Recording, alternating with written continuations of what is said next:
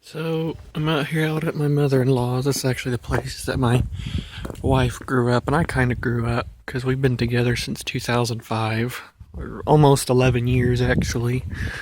It is New Year's Day.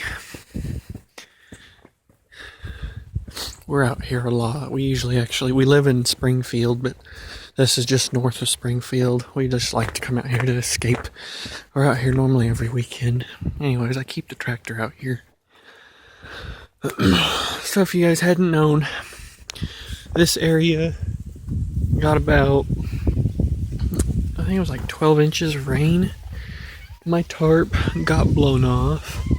Nobody knew about it. This is the first time I've been up here since it started raining.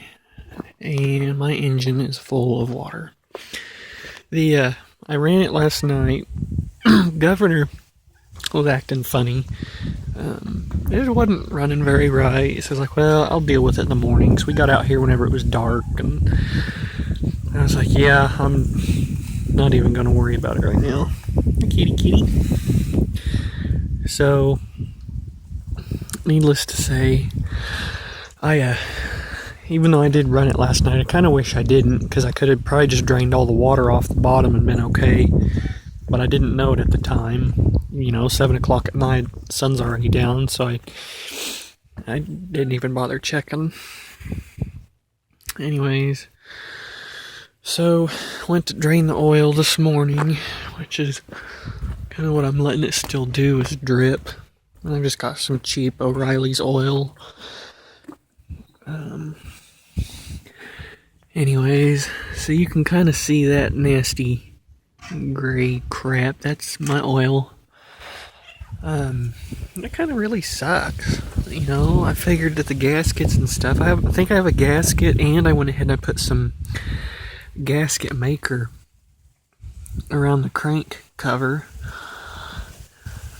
and figured that would have been enough to keep it out in case something like this happened. But no, it didn't keep it out. My cup stayed on, so I'm not worried about that. I even checked my oil in there. It's not cloudy or anything like that. I drained my fuel bowl just in case the water had gotten into there. So needless to say, all that to say, it's only just now at freezing. It's almost, I think it's about 11:30 in the morning, January 1st, 2016. It's just now at freezing. And little did I didn't even think about it. After I got all that oil drained, what little bit of water that was left in there froze. So, that's aggravating because I don't know how long it's going to take to warm up just enough to, where it'll drip out, which is why I've still got the bucket down there. Or, I've got two screws, bolts, whatever you want to call them, removed, because I'm thinking about just opening the crankcase and getting the ice out. It's not very much, but it's thick enough that it's covered the threads on the drain plug, wherever that's at down there. It's to where I can't do it. Now, I've had several tips. Basic operating procedure on this, and it's what I normally do at work. If you guys don't know, I work at a small engine and lawn equipment shop. I normally, whenever we get something in that's had water, like a snowblower that was completely submerged this week, drain the oil, fill it with fresh, run it for a second, stop it, and drain it again. Basically, you just keep changing it until it comes out clean. Well, 7 quarts of oil gets kind of expensive. Even with the cheap stuff and the filter, I still paid $40 today for oil. So, I'm starting to get cold.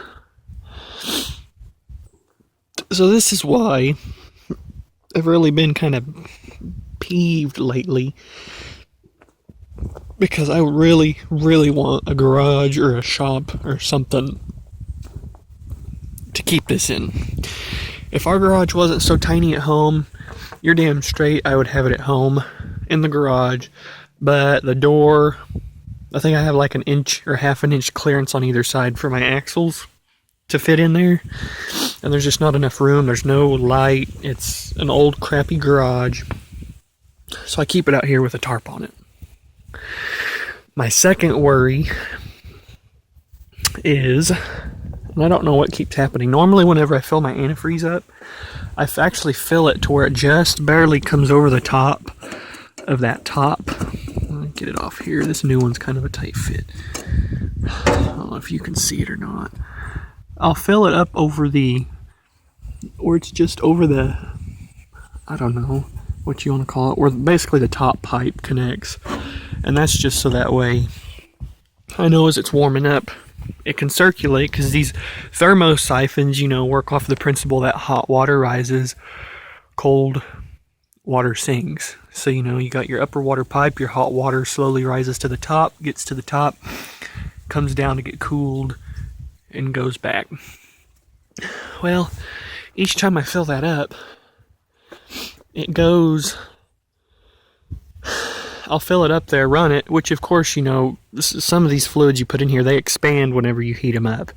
So I know a little bit leaks out and probably comes out my drain tube, which the drain tubes are in there. So, I'll notice it drip.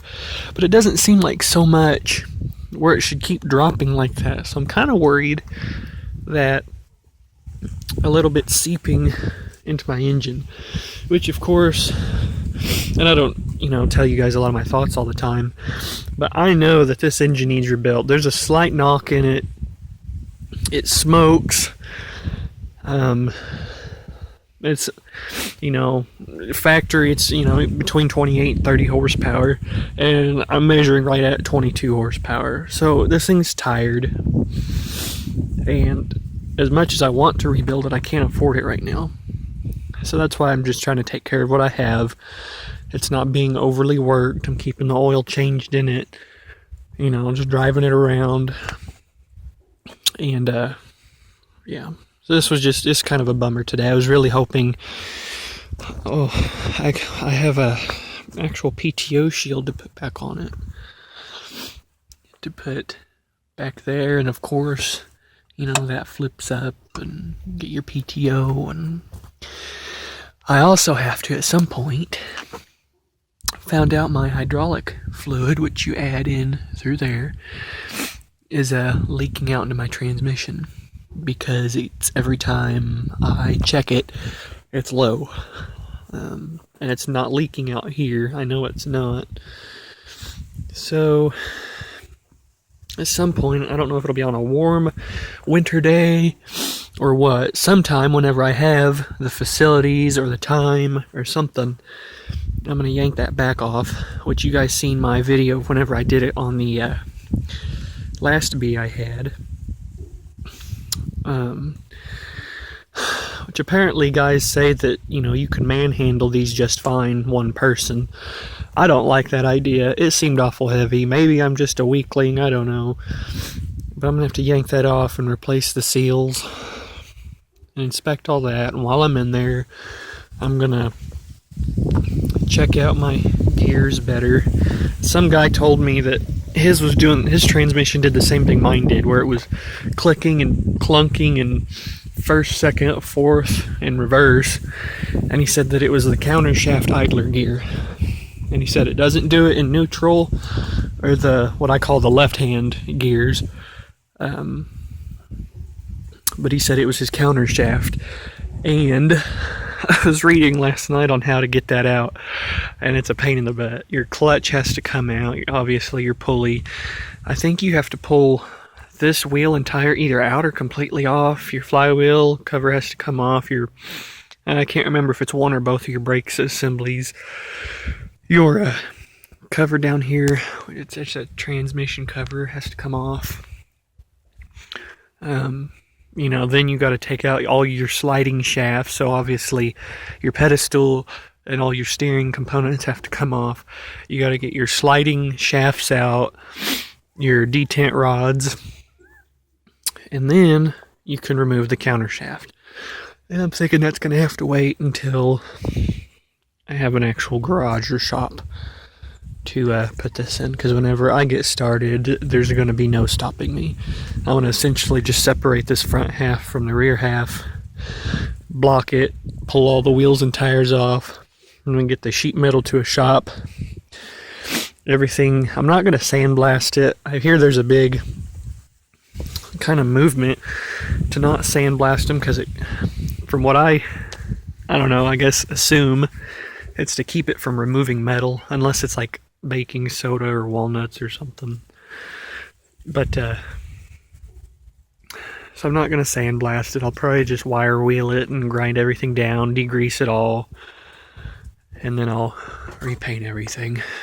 You know, rebuild the engine, transmission, need a new manifold, because I'm thinking there might be a crack in it, I think, or the start of one, which you guys probably can't even see it. But so that's where I'm at. I'm trying to let it warm up.